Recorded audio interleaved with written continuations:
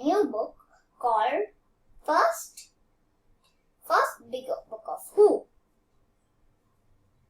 And I also know these guys. They are the Beatles. I also like one song from there called Yellow Submarine.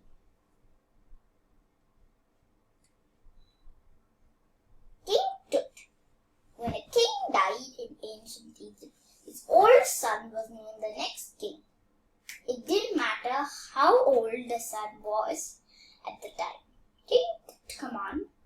King Tut, short, was only 9 years old when he became Egypt's king. In 1332 BC, historians didn't know much about Tutankhamun until 1922. This was the year a British archaeologist named Howard Carter uncovered Tut's tomb in the Valley of Kings. Howard Carter helped open Tut's tomb in Egypt 1922. An archaeologist is someone who learns how humans lived in the past, studying things found in cities, homes, and burial sites.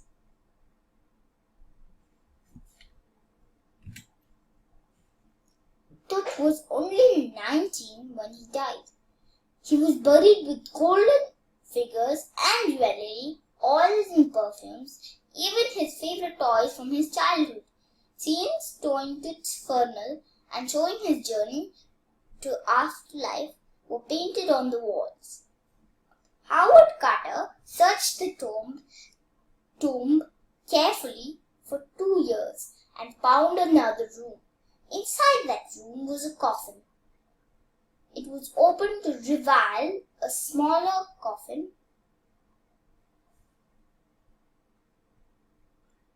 That coffin was opened to reveal a third coffin that was made of gold.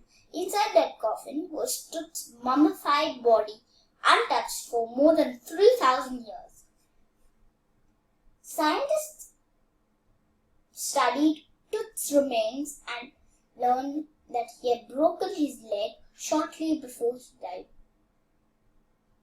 They think he probably got an infection that led to his death. Tut was Egypt's king for about 10 years before he died. While he was king, he was likely told what to do by older people. He remains one of the most famous Egyptian kings in history because his tomb has given us so much information about his life. Howard Carter and his other workers took 17 years to find everything in Tut's 4-room tomb.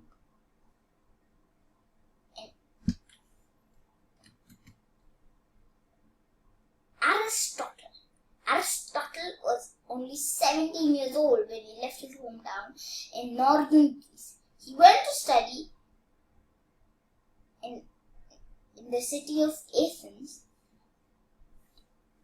at school of a famous teacher named Plato.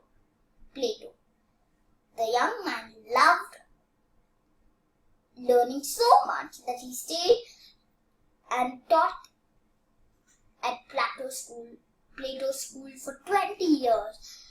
And Aristotle wanted to know why people acted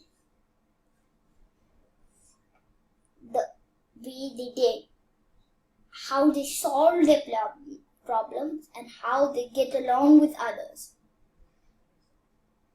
A philosopher is a person who studies ideas about life, knowledge, the nature of the universe, and right and wrong.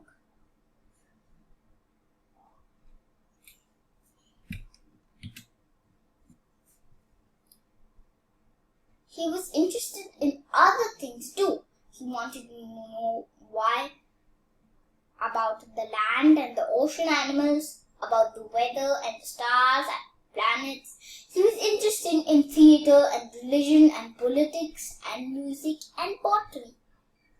After Plato died,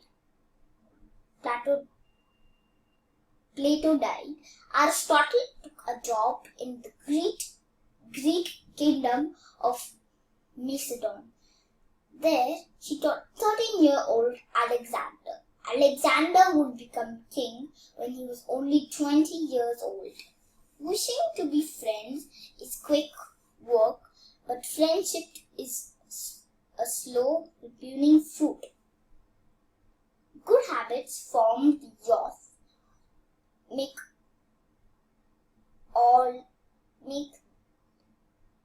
the difference. Aristotle went back to Athens and opened his own school. He called it the Lyceum. He spent most of the rest of his life there, teaching, studying, and writing. Some of his writings still exist and are read today. Michelangelo was a sculptor, painter, architect, and poet who lived during the Italian Renaissance period. Michelangelo first worked as a sculptor. Two of his most famous sculptures are the Piety and the statue David.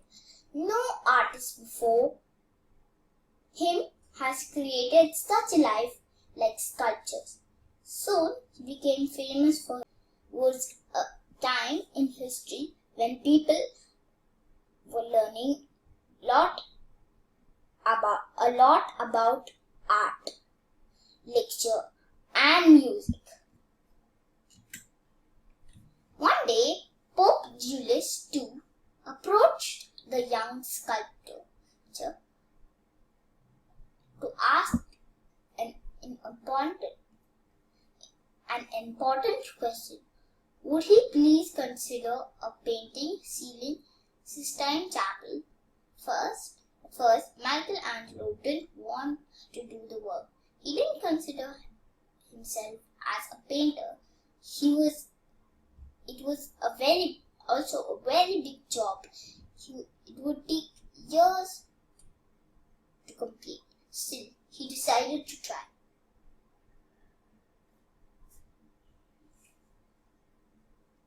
The Sistine Chapel is a large chapel in Rome's Vatican City. The city where the popes lived. He designed a special scaffolding attached the walls. He climbed it every day. He stood on a platform 65 feet to 20 meters above the floor, reaching his head to the paint. He'd never painted on a plaster before, so he was learning the job. The project took 4 long years to complete. In the end, the artwork contained 300 human figures, beautiful scenes showing Bible stories. People were amazed by Michelangelo's genius. Even today, 25,000 people visit the Sistine Chapel every day to look at the ceiling in wonder. William Shakespeare. William Shakespeare is the most famous playwright in the world has ever known. Shakespeare started out as an actor. He performed in London with a group called the Kingsmen. He also wrote a poetry and plays. When some of his poetry and plays were published, he made enough money to buy a large house for his family. The house was in a town called Stratford upon Avon, where he had grown